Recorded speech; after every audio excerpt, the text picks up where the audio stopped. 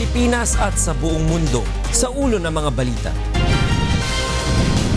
Isa ang patay habang 7 ang nasugatan sa nasunog na mga tindahan ng paputok sa Bocaue, Bulacan. 4 sa mga nasugatan, binigyan ng paunang lunas ng UNTV News and Rescue Team. Mga tinaguriang Ninja Cops na nag-AWOL matapos ipadala sa Mindanao, hinahanap na ng PNP Anti-Illegal Drugs Group.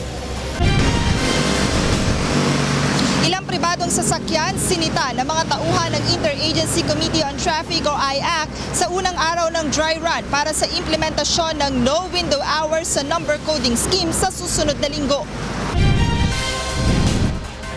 Dagdag ponto upang solusyonan ang problema sa trapiko, kakailanganin ng Department of Transportation sa oras na maaprubahan ang emergency powers para kay Pangulong Rodrigo Duterte.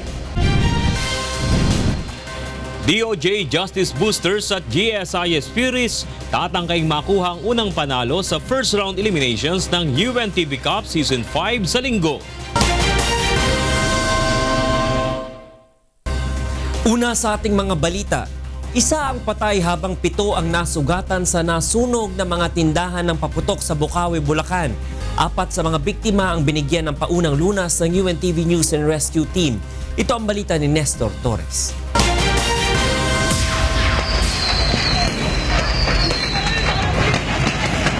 Pasado alas 10 ng umaga nang sumiklab ang sunog sa 4 na tindahan ng mga paputok sa Bocaue, Bulacan. Isang hindi pa nakikilalang babae ang agad na nasawi, habang 7 naman ang nasugatan. Kabilang sa mga ito, ang trabahador na si Jimboy Jubilo na nagtamo ng sugat sa kaliwang binti. Galing po ako sa loob ng bodega. Nung lumabas po ako bigla na pong nagkaputukan. Pinilit ko na lang po lumabas. Pero ang alam ko pong sumugat po sa kon ko yung mga butin. Nasabugan po. Nabagsakan naman ng yero ang residenteng si Jenny Bibaha, habang ang mag-asawang Marvin at Beverly Mendoza na napadaan lamang sa lugar. Sakay ng isang jeep ay napuruhan din ng mga nagtalsikang mga paputok. Bagsak na lang po bigla yung yero namin. Natabunan po kami ng yero. Dire-diretso, doon pa mismo minto sa may sumabog. Kaya nagulta na, bigla na lang sumabog. Kami naman nataranta naman, niyakap ko na rin asawa ko. Isa ang UNTV News and Rescue Team sa mga rumisponde sa sunog at 4 sa mga nasugatan ang nabigyan ng paunang lunas ng grupo. Tumanggi namang magpadala sa ospital sina Jimboy at Jenny B, habang ang May Kawayan Rescue Team na ang nagdala kina Marvin at Beverly sa St. Michael Hospital. Umabot sa ika-4 na alarma ang sunog at nadamay ang 10 katabing establishmento at ilang nakaparadang sasakyan. Pagdating natin dito, nakita natin yung mga sasakyan, tumaob, tumilapon. Meron tayong nakitang casualty doon, yung nasunog na tao. Sino yung tao yun? Wala, hindi pa identified. Sinasabing nagsimula ang sunog sa tindahan na pagmamay-ari ng isang nagngangalang Gina Gonzales na sa ngayon ay pinaghahanap na ng mga otoridad. Nestor Torres, UNTV News and Rescue, Bulacan. Samantala, hinihintay na ng Malacanang ang tugon ng United Nations o UN sa imbitasyon ng Pilipinas na imbestigahan ng umano'y extrajudicial killing sa bansa. Ito ang balita ni Bernard Dadis. Formal nang nagpadala ng imbitasyon ng Malacanang kay United Nations Special Rapporteur Agnes Callamard. Nakapaloob dito ang paghikayat sa UN Special Rapporteur na mag-imbestiga sa mga sinasabing extrajudicial killings kaugnay sa anti-drug campaign ng pamahalaan. In its invitation, the palace also urged the UN rapporteur to include in her investigation the killings of law enforcers by drug suspects so that she could obtain an accurate perspective of the drug problem in the country. Subalit ayon kay Presidential Spokesperson Ernesto Abella, wala pa silang natatanggap na tugon mula rito. Palace invites the UN to probe killings. Executive Secretary Salvador Medaldea said the palace has sent the invitation to UN Special Rapporteur Agnes Callamard and is awaiting her response. Samantala, wala namang nabanggit ang Malacanang kung kailan magpapadala ng imbitasyon sa European Union at maging kay US President Barack Obama. Tinutuligsa ni Pangulong Duterte ang UN, EU at maging si US President Obama dahil pinupuna ng mga ito ang anti-drug war ng administrasyon dahil sa tumataas na bilang ng drug-related killings sa bansa. Bernard Dadis, UNTV News and Rescue, Philippines. Magsasampa naman ng reklamo sa ombudsman ng abogado ni Edgar Matubato laban sa mga pulis na umano'y miyembro ng Davao Death Squad o DDS. Ito ang balita ni Victor Cosar. Kumpiyansa ang kampo ni Edgar Matubato na may sapat na basehan ang kanilang isasampang reklamo laban kay Pangulong Rodrigo Duterte sa International Criminal Court dahil sa umano'y kaso ng extrajudicial killings. Ito ang tugon ni Attorney Jude Joshua Sabio sa pahayag ni Chief Presidential Legal Counsel Salvador Panelo na mababaliwala lang ang reklamo dahil sa walang sapat na katibayan. Yung policy o public policy ng pagpatay para makontrol ang krimen dito sa Davao ay ginagawa na ngayon sa nasyonal. Now, itong testimony ni Matubato ay patunay ng isang pattern na mayroong pattern of widespread and systematic murder. Pero bukod sa pagdulog sa International Court, balak ring sampahan ng reklamo ni Attorney Sabio sa Office of the Ombudsman ang mga pulis na pinangalanan ni Matubato na umano'y sangkot sa mga patayang naganap sa Davao. Murder ang isa sa mga kasong balak nilang isampa laban sa mga sangkot na pulis. As of this time, tinatrabaho na namin yung judicial affidavit ni Edgar Matubato na siguro lalabas in a matter of few days. Yun ang magiging basihan ng mga charges na isasampa laban sa mga pulis na involved. Balak ding isama ng abogado sa asunto ang Pangulo, subalit sakaling hindi katigan dahil may immunity from suit ang presidente, dadalhin niya ang usapin sa Korte Suprema upang questionin ang pribilehiyong ito ng lider ng bansa. Pero personally ako, sinasabi ko na dapat yung immunity from suit na yan ay dapat i-challenge. Kanina muling nagtungo sa Municipal Trial Court in Cities Branch 3 si Attorney Sabio upang maghain ng mosyon na humihiling sa korte na ibaba sa 30,000 ang itinakdang 60,000 piyansa para sa kasong illegal possession of firearms ni Matubato. Victor Cosare, UNTV News and Rescue, Davao City. Na ng mga tauhan ng PNP Anti-Illegal Drugs Group ang mga pulis na kabilang sa listahan ng Ninja Cops na nag-awol matapos ipadala sa Mindanao. Ito ang balita ni Lea Ilagan. Puspusan pa rin ang paghahanap ng Philippine National Police Anti-Illegal Drugs Group sa mga tinaguriang Ninja Cops o mga pulis na nagre-recycle ng illegal na droga. Ito ay kahit wala pang inilabas na 2 million pesos reward si Pangulong Rodrigo Duterte para sa sinumang makahuhuli at makapagtuturo sa mga ito. The AIDG left no stones unturned talaga, even without the supposedly 2 million reward, talaga namang we are doing our job. Kabilang sa mga nilolocate ngayon ng PNP AIDG ay ang 13 pulis mula sa National Capital Region Police Office, partikular sa QCPD, na inilipat sa Mindanao simula noong Hulyo. Subalit matapos na mabaril ang dalawa sa kanila sa Cotabato na ikinamatay ng isa noong Agosto ay nag-awol silang lahat sa trabaho. Ang mga ito ay may mga ranggong mula Police Officer 1 o PO1 hanggang Police Senior Inspector. Bunsod nito, tiyak na mahaharap sila sa kaso na maaaring ikatanggal na nila sa trabaho. He would undergo per se preliminary pre-charge investigation, then summary dismissal proceedings. Ang Ninja Cops ay matagal na nag-ooperate sa Metro Manila at kaya't namamayagpag ay dahil may kapit umano sa matataas na opisyal ng Philippine National Police.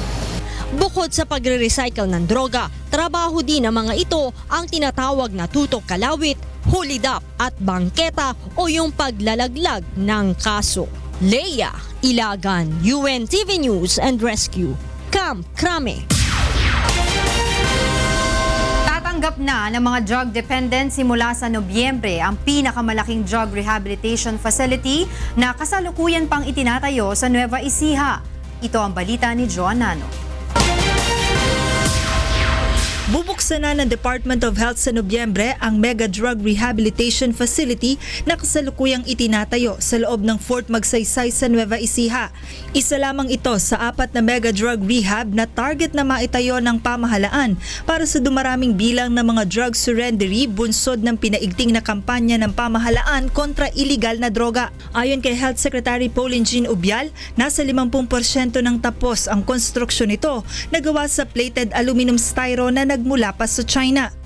These materials are being used in China as well as in Japan, and I've seen this prefab facilities actually being demonstrated in Haiyan affected areas. These are the materials actually used even in Japan, which is also typhoon prone.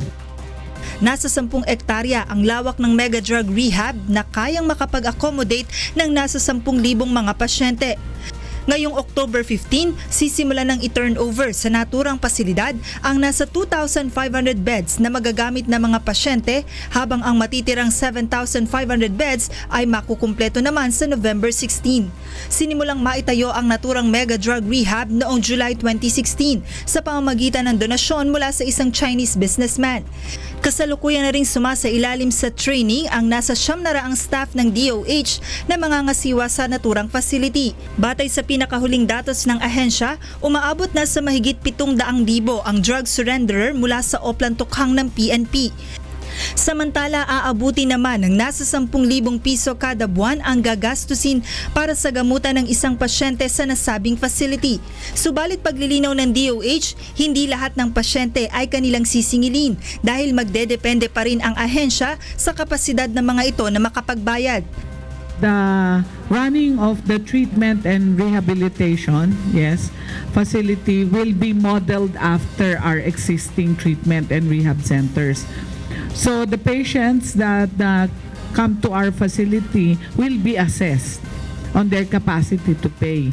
And those who can pay will actually be charged. Target ng DOH na maitayo ang 3 pang karagdagang mega drug rehab facility sa susunod na taon.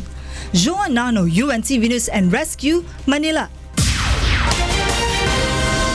Paghaharapin ng Special Investigation Task Group ang mga testigo at sospek sa nangyaring madugong Davao Night Market bombing noong Setyembre. Ito ang balita ni Janice Inhente. Patuloy nang nangangalap ng dagdag na ebidensya ang Special Investigation Task Group laban sa mga naarestong sospek sa Rojas Night Market bombing na ikinasawi ng 15 at ikinasugat naman ng 69 na individual. We have yet to receive the evidences na meron sila relative sa SITG. Tingnan natin ang connection nitong ebidensya na ito para sa ganun i-consolidate natin at iakyat natin sa kinaukulan for their appreciation. Ayon kay SITG Chief Police Senior Superintendent Valeriano De Leon, bagamat positibong tinukoy ng isa sa mga testigo ang suspect na si TJ Macabalang na nasa site noong nangyari ang pagsabog noong Setyembre 2, kailangan pa rin nilang pagharapin ang mga testigo at mga suspect upang makumpirma ang iba pang impormasyon. Meron na tayong bomber, meron na tayong mga kaso laban sa kanila, pero kailangan pa nating malaman kung meron pa bang mga tao sa likod nito.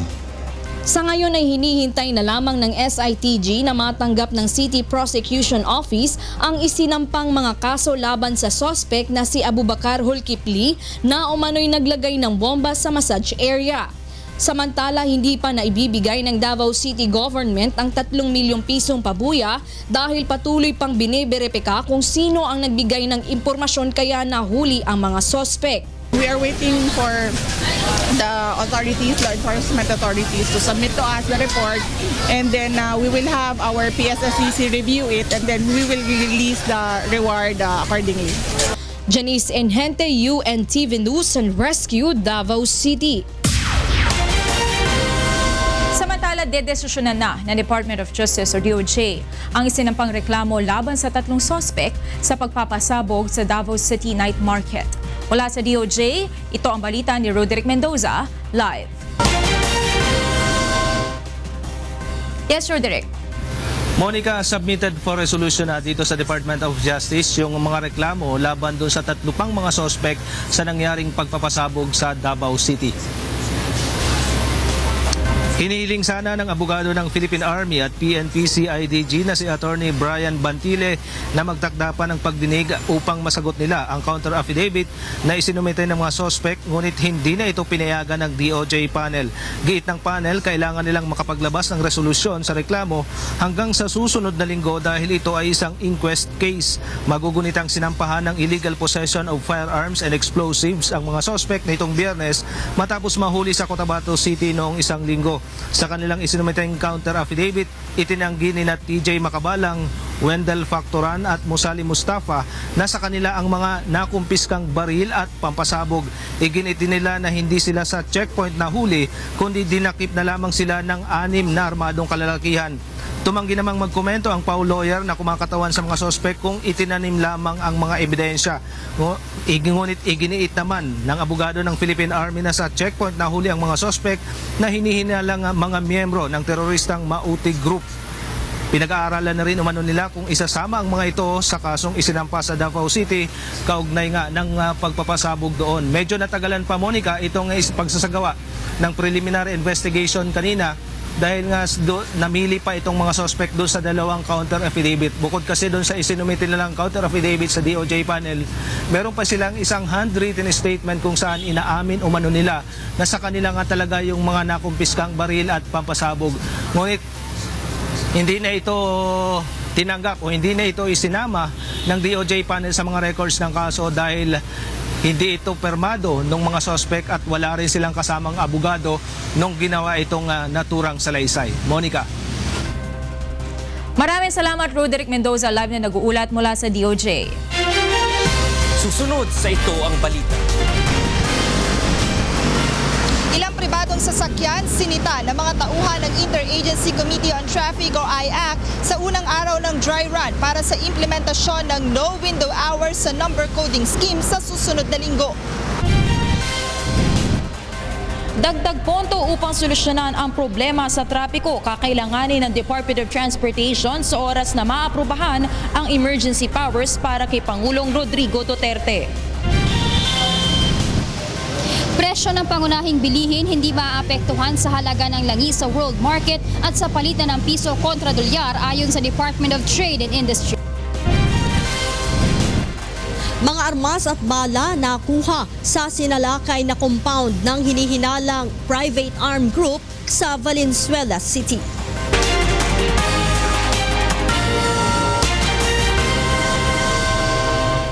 Ilang pribadong sasakyan ang sinita ng mga tauhan ng Interagency Committee on Traffic o IAC sa unang araw ng dry run para sa implementasyon ng no window hours sa number coding scheme. Ito ang balita ni Joanan. Inumpisahan na ngayong araw ng Interagency Committee on Traffic o IAC ang dry run para sa implementasyon ng no window hours policy para sa lahat ng pribadong sasakyan na daraan sa EDSA, C5 Road, Alabang Zapote Road, Rojas Boulevard at mga kalsada sa lungsod ng Mandaluyong. Maagang pumwesto kanina ang mga tauhan ng PNP Highway Patrol Group sa ilang bahagi ng EDSA upang sitahin ang mga sasakyan na sakop ng number coding scheme. Bukod sa mga pribadong sasakyan, ilang public utility vehicles rin ang pinagsabihan kanina ng HPG.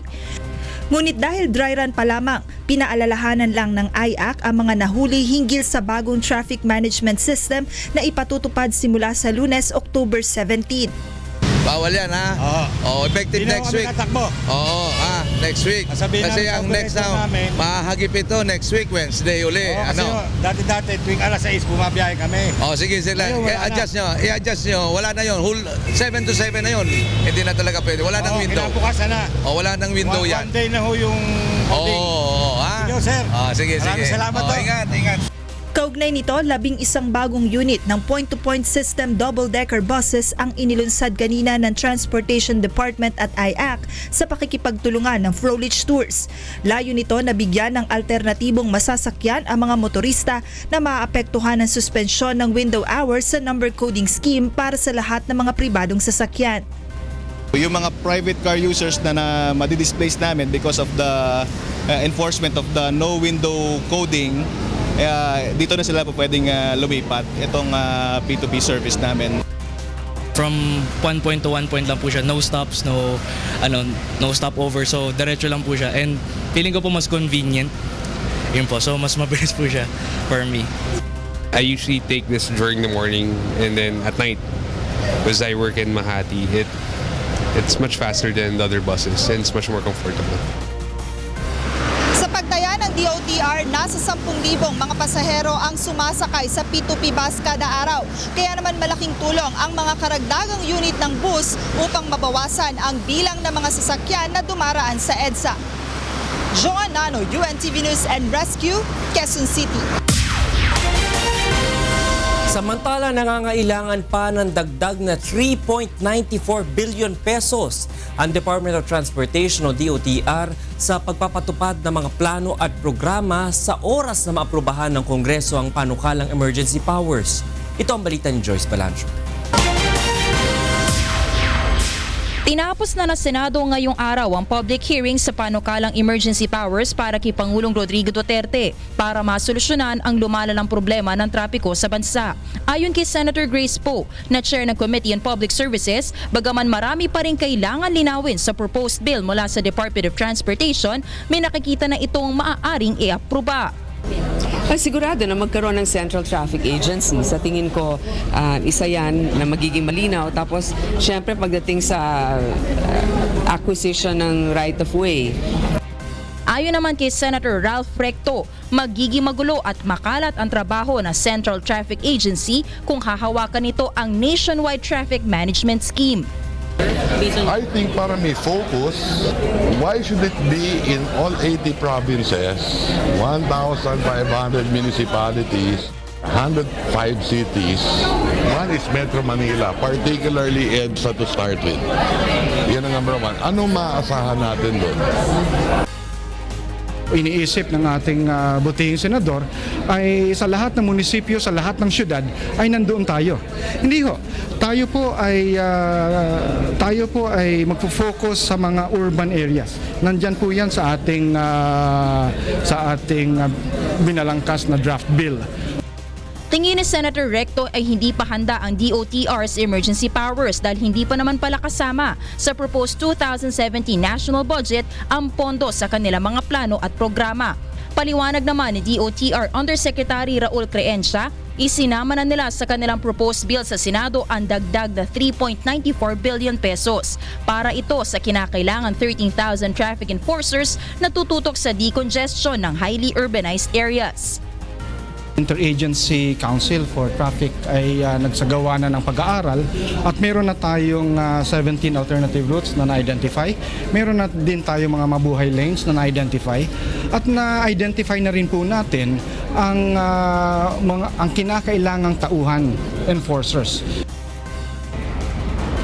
Sisiguruhin naman ni Senator Grace Poe na sa pamamagitan ng Oversight Committee ay hindi maaabuso ang emergency powers, lalo na pagdating sa procurement process ng mga proyekto. Ayaw natin pabagalin ng sistema pero ayaw din natin pagnakawan tayo. Kaya yun yung sisiguraduhin namin, hanggat ako'y nasa Oversight Committee, hindi ito magiging balakid kung hindi isang pagkakataon para masiguro natin na ang proyekto ay magiging epektibo para talagang masolusyonan ang problema sa traffic. Ayon kay Senator Poe, inaasahang bago matapos ang taon ay maaaprubahan na sa third reading ang panukalang batas na ito. Joyce Balancho, UNTV News and Rescue, Senate of the Philippines. Sa halip na emergency powers para sa Administrasyong Duterte, isusulong naman ng House Committee on Transportation and Traffic Crisis Bill upang solusyonan ang problema sa trapiko. Ito ang balita ni Nel Maribubok. Hindi tatawaging emergency powers ang ipinapanukala ng House Committee on Transportation na ipagkakaloob kay Pangulong Rodrigo Duterte. Sa halip, isusulong ng komite sa Lower House ang Traffic Crisis Bill kung saan limitado lamang sa pagresolba sa usapin sa trapiko sa mga kalsada ang idadagdag na kapangyarihan sa ehekutibo. Now, we have also established na based on the statements coming from General Manager of NAIA and Philippine Ports Authority on whether or not there exists air congestion and port congestion. So they categorically stated na there is none. So ang problem is land, yung traffic crisis. Bagamat may umiiral ng mandato ang Metropolitan Manila Development Authority o MMDA na solusyonan ang trapiko, ayon kay House Transportation Chairman Cesar Sarmiento, hindi ito kokontra sa lilikhaing isang hiwalay na special body sa ilalim ng ehekutibo na magpapatupad ng mga polisiya upang solusyonan ang problema sa trapiko. We have identified that there must be a harmonization ng mga batas. So in creating a single traffic authority, so bibigyan siya ng authority na i-harmonize yung mga conflicting ordinances, no? Yung like for instance, yung pag-clear ng mga kalsada. May hanggang 3 taon lamang ang special body at ang plano ay amyendahan ang kapangyarihan ng MMDA pagkatapos nito. Target ng komite na maisalang sa House Plenary sa Nobyembre ang Traffic Crisis Bill. Sinabi naman ng House Minority Group na dapat magpatupad pa ng ibang inisyatibo ang pamahalaan habang hinihintay ang pag-aproba ng Kongreso sa hinihinging emergency powers. Yung mga barangay kasi nag-gate we have to clear the secondary roads. Parang GPS, tingnan na ninyo lahat at mag-aral na tayo kung nasaan yung alternative road na pwede nating gamitin. Sa ngayon ay patuloy pa ang ginagawang pagdinig ng komite kaugnay ng paghingi ng emergency powers ng administrasyon. Nel Maribuhok, UNTV News and Rescue, House of Representatives. Tiniyak ng Department of Trade and Industry o DTI na hindi maaapektuhan ang paggalaw ng presyo ng langis at palitan ng dolyar ang halaga ng mga pangunahing bilihin sa bansa. Ito ang balita ni Grace Casin. Pinawi ng Department of Trade and Industry ang pangamba ng publiko na maaaring magdulot ng pagtaas ng presyo ng mga pangunahing bilihin ang paghina ng piso kontra dolyar at ang pagtaas ng presyo ng produktong petrolyo sa pandaigdigang merkado. Ayon sa DTI, kinausap na nila ang mga negosyante at manufacturers upang tiyaking hindi makakaapekto ang mga ito sa halaga ng basic commodities lalo na ngayong holiday season. Ang sabi ng mga manufacturers ganito, kung meron man taas ng currency exchange, hindi yan magkakaepekto doon sa mga produkto nila ngayon hanggang sa Pasko. Kung sakali man, pag-iisipan pa yan by end of first quarter next year. At upang makatulong sa mga mamimili, patuloy ang pagkakaroon ng diskwento caravan ng DTI kung saan 15 to 50% ang ibinibigay na discount sa ilang mga produkto. Kasama rito ang pagkain, locally made na sapatos at bag at maging appliances. Nagpaalala rin ng DTI sa publiko na suriing mabuti ang mga produktong kanilang binibili at tiyaking mayroong PS at ICC markings. Nagpaalala rin ng ahensya sa mga tindero at tindera na magbigay ng tamang sukli. Ngayong papalapit na ang November 1, nakamonitor na rin ang Department of Trade and Industry sa presyo ng kandila at bulaklak at tiniyak ng ahensya na hindi magkakaroon ng pagalaw sa presyo ng mga ito. Grace Casin, UNTV News and Rescue, Makati City. Nanindigan ang Malacanang na batid ni Pangulong Rodrigo Duterte ang responsibilidad ng pamahalaan sa exclusive economic zone ng bansa sa kabila ng pahayag nito na hindi makikiisa ang Pilipinas sa joint patrol sa West Philippine Sea. Ito ang balita ni Joanna Nano. Naniniwala ang Malacanang na masusing pinag-aaralan ni Pangulong Rodrigo Duterte ang bawat desisyon nito hinggil sa pamamalakad sa bansa. Partikular na rito ang issue sa pinag-aagawang teritoryo ng Pilipinas at China sa South China Sea o West Philippine Sea. Una nang ipinahayag ni Pangulong Duterte na ipatitigil nito ang pakikilahok ng Armed Forces of the Philippines sa joint patrol kasama ang Amerika sa South China Sea. Ayon kay Presidential Spokesperson Secretary Ernesto Abella, may ibang alternatibo rito ang Pangulo at alam din nito ang dapat gawin upang pangalagaan ang teritoryo ng bansa. As per the President's decision, this is which has been carefully considered. He has his own alternatives regarding the matter. And he is fully aware of his responsibility regarding the EEZ. Kahapon iginiit ni Supreme Court Senior Associate Justice Antonio Carpio na base sa saligang batas, kinakailangan maprotektahan ng bansa ang teritoryo nito maging ang exclusive economic zone kaya mahalaga ang Philippine-US Joint Patrol sa West Philippine Sea. Naniniwala rin ang mahistrado na ang Amerika ang tanging makapipigil sa China para tuluyang paghimasukan ang teritoryo ng Pilipinas. Samantala, bagaman naging kontrobersyal ang mga pahayag ni Pangulong Duterte hinggil sa pagbabago nito sa foreign policy, lalo na ang pagbubukas ng alyansa sa China at pagpapatigil ng joint military exercises ng bansa sa Amerika, naniniwala ang Malacanang na mananatiling matibay ang ugnayan ng bansa sa ASEAN member countries. The relationship of the Philippines with the rest of the neighbors, ASEAN neighbors are strong and as witnessed by the fact that the trips have been made and assurances have been made on both sides. And based on policies also, relationships with ASEAN countries remain fundamentally solid. Joan Nano, UNTV News and Rescue, Philippines.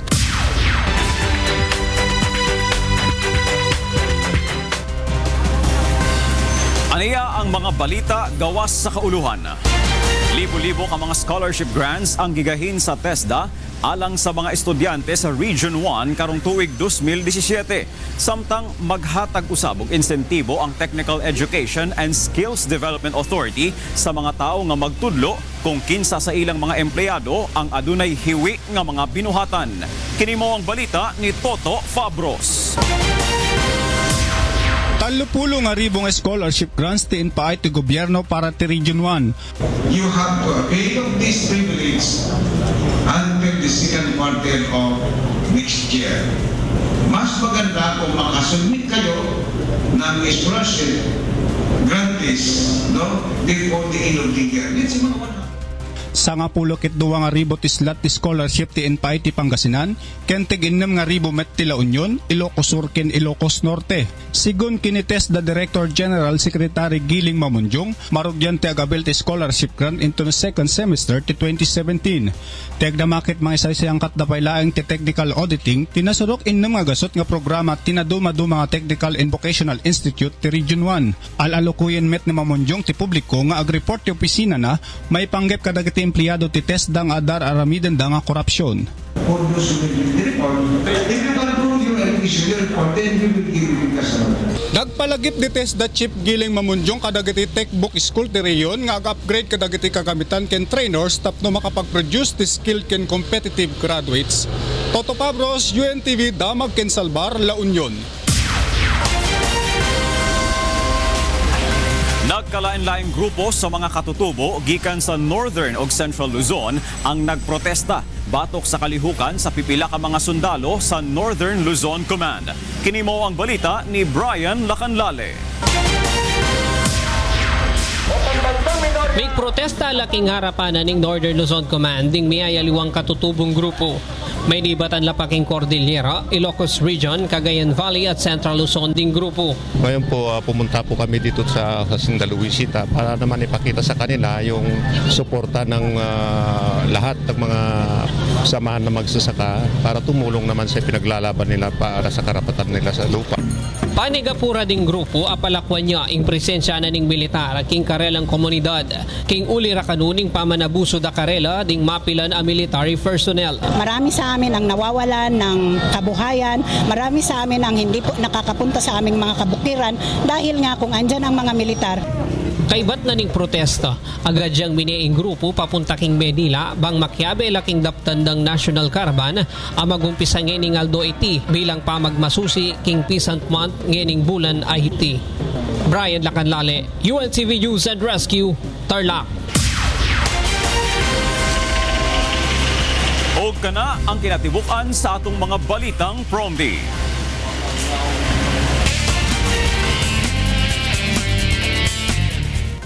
Sinalakay ng mga otoridad ang isang compound sa Marulas, Valenzuela kung saan nakakumpiska ng mga armas at bala.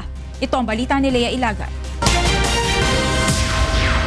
Sa bisa ng search warrant na inisyu ni Judge Bernilito Fernandez ng Quezon City Regional Trial Court, pinasok ng mga tauhan ng PNP Anti-Transnational Crime Unit ang isang compound sa Barangay Marulas, Valenzuela City na hinihinalang kuta ng isang private armed group. Ayon kay PNP ATCU Chief, Police Chief Inspector Roca Merdihia Jr., nakumpiska dito ang 6 na shotgun, 5 piraso ng 38 revolver, isang 357 Magnum, isang 9mm at iba't ibang ammunitions. Na-recover din sa lugar ang 6 na bote ng improvised Molotov bomb. Merong complainant before na pumunta rito na di umano nga yung compound na yun ay may mga armadong tao. Kaduda-duda mga tao, armado at kung gabi nagpapaputok. So nag-imbestiga tayo, nag-surveillance operation tayo at meron ng katotohanan. That's the reason why we applied for search warrant. Naaresto naman si Jefferson at Ben Ledesma na umano'y may-ari ng compound at 19 pang mga individual na hinihinalang miyembro ng private armed groups na inupahan ng mga suspect. Ngunit katwiran ng mga naaresto, binabantayan lamang nila ang kanilang property na umano'y inaagaw ng isa nilang kapatid. Ang lupa sa amin. Ano po? Tapos yung kapatid ko, iyan ang kumpanya yung nakapatong sa lupa namin. Bakit maraming baril sa lupa? Wala, baril, mga security guard lang dyan namin eh. Maharap ang mga ito sa kasong paglabag sa Republic Act 10591 at Republic Act 9516 dahil sa Molotov bomb. Leia Ilagan, UNTV News and Rescue, Camp Crame. Mahigit 70,000 pisong halaga ng hinihinalang shabu ang nakumpiska sa buy-bust operation sa Tanawan City, Batangas kagabi. Ito ang balita ni Vincent Octavio. Nakakulong na sa Tanawan City Police Station ang 3 umano'y drug pusher matapos mahulihan ng hinihinalang shabu sa buy-bust operation sa Tanawan City, Batangas kagabi. Tinatayang aabot sa mahigit 70,000 piso ang halaga ng 14 na pakete ng nakumpiskang suspected drugs. Nakuha rin sa mga sospek ang isang kalibre 45 na baril, mga bala at 3,000 pisong mark money. Ayon sa mga pulis, nasa drug watch list ng Tanawan City ang 3 at dati nang sumuko sa Oplan Tokhang. May natanggap kaming informasyon sa aming reliable information sa aming mga asset na itong si Michael Pedraja E. Gonzales alias Macol ay tuloy sa kanyang pagtutulak kasi ito ay nag-voluntary surrender na. Sabi ko lang, hindi naman ako talagang tutulak. Magamit lang ako. Samantala, isang barangay chairman naman ang nasawi matapos pagbabarili ng hindi pa nakikilalang sospek sa Batangas City kahapon. Ang biktimang si Felix Garcia ay tinamaan sa batok samantalang ito ay nakatayo sa tabi ng ilog. Itinanggi naman ng mga kaanak na may kinalaman sa illegal na droga ang pamamaslang. Vincent Octavio, UNTV News and Rescue, Batangas.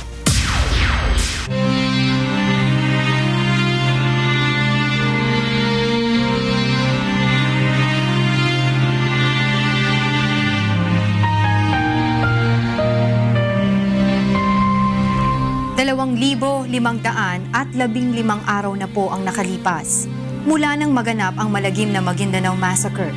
Ngunit hanggang ngayon ay naghahanap pa rin tayo ng katarungan sa mga biktima ng malagim na krimen. At sa tila madilim na hinaharap ng kaso, hindi po bibitiw ang UNTV sa labang ito hanggang makamit ang katarungan hindi lamang para sa aming 4 na kasamahan kundi sa lahat ng mga biktima ng karumaldumal na pamamaslang. Susunod sa ito ang balita. DOJ Justice Boosters at GSIS Furies tatangkaying makuha ang unang panalo sa first round eliminations ng UNTV Cup Season 5 sa linggo.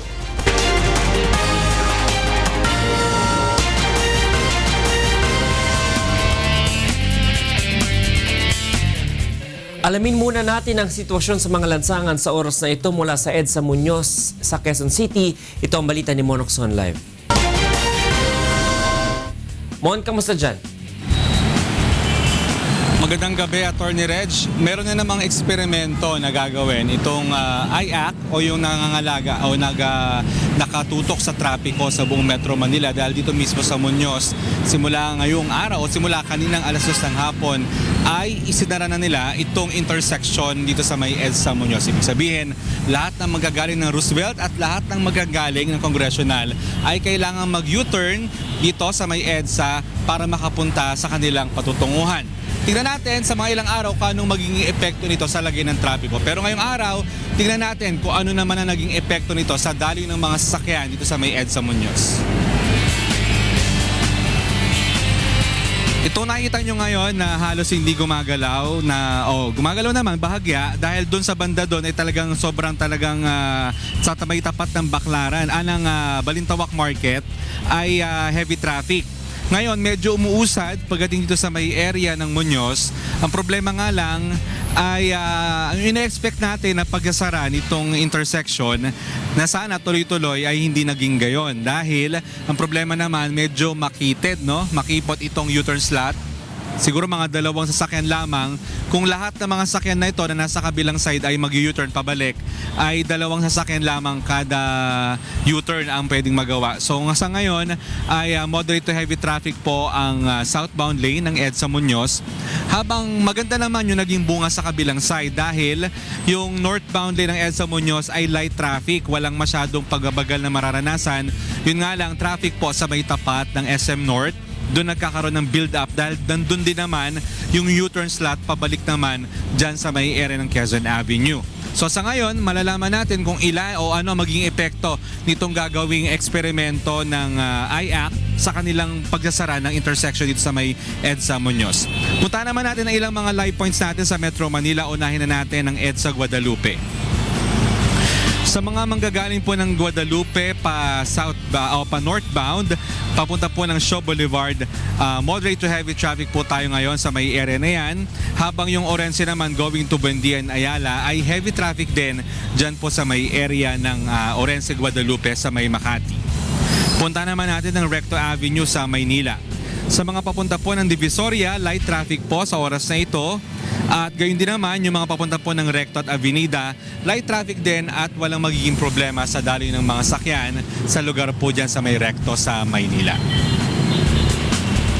Ayan. Ngayong araw na din ay nakahuli ang MMDA ng mahigit 200 na mga lumabag doon sa doon sa window hours ng number coding. Dahil kanina ay nagsimula yung dry run, lahat ng lalabas ng 10 a.m. to 3 p.m. ay hinuli nila. Subalit ito ay sinabihan lamang na starting Monday ay matitigitan na sila kapag sila pa rin ay lalabas doon sa window hours ng number coding. So bukas, araw ng Webes, lahat ng mga sasakyan na ang plate number nagtatapos sa 7 at 8 bawal sa lahat ng malansangan sa Metro Manila alas 7 ng umaga hanggang alas 7 ng gabi. Yan ating traffic update. Balik sa Attorney Reg. Maraming salamat, Monokson. Nagulat ng live mula sa EDSA Muñoz sa Quezon City.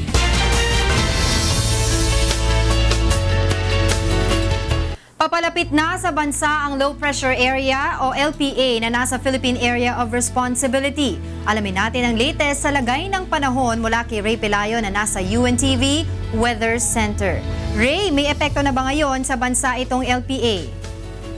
Magandang gabi, Angela, at sa ating mga kasambahay. May bahagyang epekto na itong LPA sa ating bansa. Ilang mga lugar makakaranas ng mga pagulan. At ayon sa Pag-asa, within 24 hours, malaki ang tsansa na ito'y maging isang bagyo at tatawagin itong Karen. At by weekend, Angela, ito'y posible. Malaki din ang tsansa na ito'y maglandfall sa area ng Luzon. Angela. Sige Ray, bigay mo na sa amin ang magiging lagay ng panahon sa Magdamag. Narito po ang maglagay ng panahon sa mga susunod na oras. Yung pong distansya nitong low pressure area, 610 kilometers sa may silangan po yan ng Giwan Eastern Samar. At sa ngayon po, ayon sa forecast ng Pag-asa, yung area po ng Mimaropa at Bicol Region makakaranas po ng mahina hanggang sa katamtamang pag-ulan. Samantalang Metro Manila at nalabing bahagi naman ng Luzon ay makakaranas po ng mga pag-ulan, pagkidlat at pagkulog. Sa Science Garden sa Quezon City, maaari pong umabot sa 31 degrees Celsius ang maximum temperature. 32 sa Tuig-Arao, gayon din po sa Puerto Princesa City sa Palawan. Sa Baguio naman po, 15 to 24 degrees Celsius. Yung area po ng Eastern Visayas ay makulimlim po dyan at makakaranas ng katamtaman hanggang sa paminsan-minsan po malakas mga pagulan at posible din po magdulot yan ng mga pagbaha at landslide. Samantalang yung nalabing bahagi po ng Visayas ay makakaranas naman po ng mahina hanggang sa katamtamang pag-ulan. Sa Iloilo City, maaari pong mabot sa 32 degrees Celsius ang maximum temperature bukas, gayon din sa Metro Cebu, pero sa Tacloban po hanggang 30 degrees Celsius. Yung area po ng Caraga Region sa Mindanao ay makakaranas po dyan ng katamtaman hanggang sa paminsan-minsan po malalakas din mga pag-ulan. Nandiyan po ang babala sa posibleng pagkakaroon ng pagbaha at landslide. Mas malaking bahagi na po ng Mindanao, makulimlim din, pero light to moderate rain sa maaari pong maranasang mga pag-ulan. Sa Cagayan de Oro City, maaari pong umabot sa 32 degrees Celsius ang maximum temperature, gayon din po sa ilang lugar sa Metro Davao and Zamboanga City. Samantala, ang ating pong sunrise, 5:47 a.m. atin naman pong sunset, 5:38 p.m. Yan ang ating ulat panahon. Umulan man po't umaraw, huwag nating kalilimutang pasalamatan ang Diyos na lumala. Balik po sa inyo, studio. Maraming salamat Ray Pelayo mula sa UNTV Weather Center.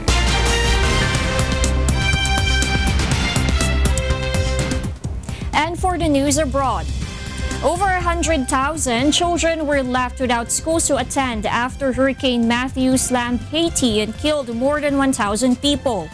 Lendl Jafford reports. Cela fait presque une semaine que le puissant ouragan Mathieu, la tempête des Caraïbes la plus féroce depuis presque une décennie, ressort en Haïti ce mardi avec 145 km/h de vent. Plus de 100 000 enfants n'ont pas d'école où aller puisque les centres d'apprentissage du pays ont été soit endommagés, soit transformés en abris. Au total de 300 écoles sont considérées comme endommagées.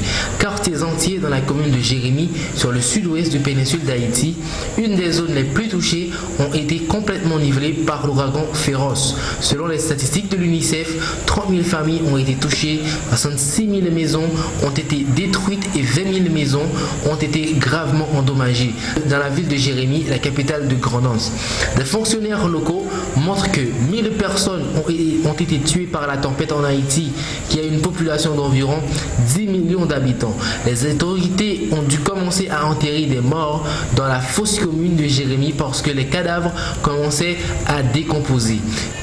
Des soins en fourniture tels que les aliments et les tentes venus de Venezuela, de Colombie et de Bolivie ont déjà été donnés en Haïti et d'autres aides internationales qui devraient venir. Lendel Diab Gifrard, UNTV Nouvelles Sauvetage, Port-au-Prince, Haïti. In other news, at least 14 people were killed and 26 others were injured after an attack at a Shia shrine in the west of Kabul on Tuesday. The Afghan Ministry of Interior confirmed that an automatic rifle and grenade were used in the attack. Many were praying at the shrine when the incident occurred, but the military and police arrived at the scene quickly and shot dead the attacker. Russian jets resumed heavy bombing of rebel-held eastern Aleppo on Tuesday after several days of relative calm. According to a Britain-based Syrian Observatory for Human Rights Monitoring Group, at least 8 people were killed in Bustan al-Qazar and Fardous. A video uploaded by the pro-rebel Aleppo Media Center shows the aftermath of strikes on both localities. Moscow and Damascus reduced air raids in the northern city last week to partly allow civilians to leave opposition-held eastern neighborhoods. And those are the stories making headlines from around the world. I'm Darlene Basingan. Good evening.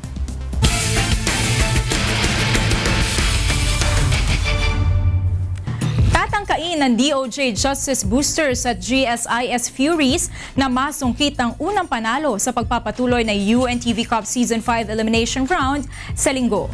Ito ang balita ni Bernard Dadis.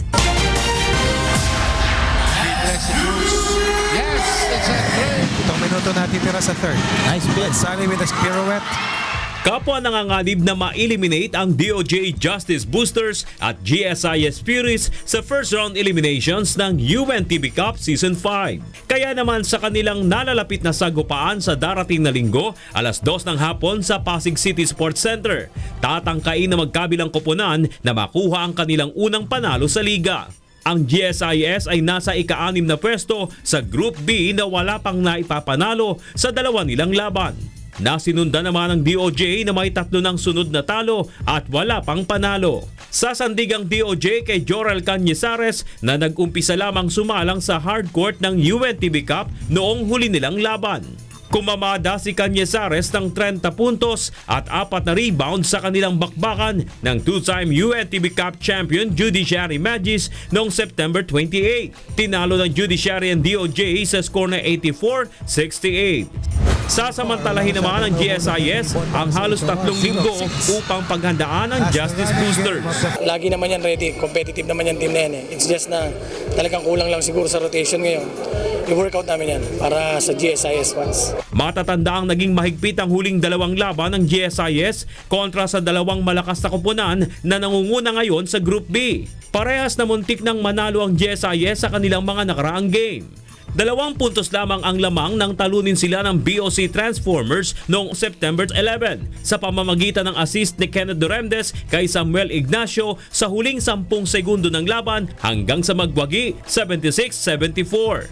Habang kinapos naman sila sa last quarter ng ball game kontra HOR Solons noong September 25 sa kabila ng kontrolado nila ang ball game sa first half. Tinalo ng HOR ang GSIS sa score na 97-83.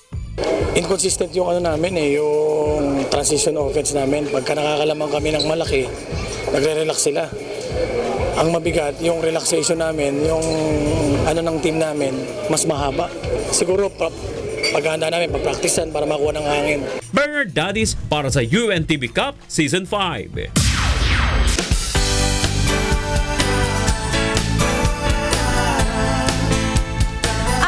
Sa 1,000 kababayan natin sa Talim Island, Rizal ang napaglingkuran sa medical mission ng UNTV at Partners in Public Service. Ito ang balita ni Jenica Cruz. Ang Talim Island ang pinakamalaking isla na matatagpuan sa Laguna de Bay. Sakop ito ng lalawigan ng Rizal at nahahati sa jurisdiksyon ng 2 munisipalidad, ang Binangonan at Cardona. Isang barangay sa isla ang pinuntahan ng UNTV kasama ang Members Church of God International at Philippine Medical Association Rizal para sa hiling ng mga residente dito na libreng medical mission. Mula Pantalan ng Binangonan, halos 1 oras ang biyahe sakay ng bangka bago makarating ng Barangay Bombong. Binubuo ito ng mahigit 4,000 residente na ang pangunahing hanap buhay ay pangingisda. Dahil sa layo ng lugar, hirap ang mga residente dito na maipatingin sa doktor ang kanilang mga karamdaman. Ang lang nakita natin ay yung kakulangan nila ng kapasidad na magpatingin. O makikita na natin yung effect halimbawa ng hindi pagpapatingin kagaya ng mga masasakit ng mga kasukasuan o yung mga arthritis. Isa si Aling Lenny sa mga natulungan sa isinagawang libreng medical mission. Malaki pong tulong, napakalaki pong tulong lalo po sa katulad ko na syempre po bago ka makapagpa-check up sa kailangan nyo po syempre pamasahe, pera, 50. Umabot sa mahigit 716 na Rizalenyo ang napagserbisyuhan sa libreng medical, optical, pedia at dental, bukod pa sa pagbibigay ng libreng gamot at libreng gupit sa mga kalalakihan. Kaya naman lubos ang pasasalamat ng kapitan sa nagawang tulong para sa kanyang mga kabarangay. Unang-una ako ay nagpapasalamat sa Diyos, sa grupo ni Brother Eli Soriano at saka si Daniel Rason dahil dinala ninyo ang biyayang at pagpapalang medical mission dito sa amin. Kung mayroon pa kayong pagkakataon na umulit dito, nakahanda kami at 2 kaming tatanggapin namin. Jenica Cruz para sa Serbisyong Kasangbahay. At yan ang kabuuan ng ating balitaan ngayong gabi. Aming inilahad ng buong katapatan kung paano naming nasaksihan. Kayo'y makapagtitiwala ng aming nakita at narinig ang aming ibinabalita. Magandang gabi.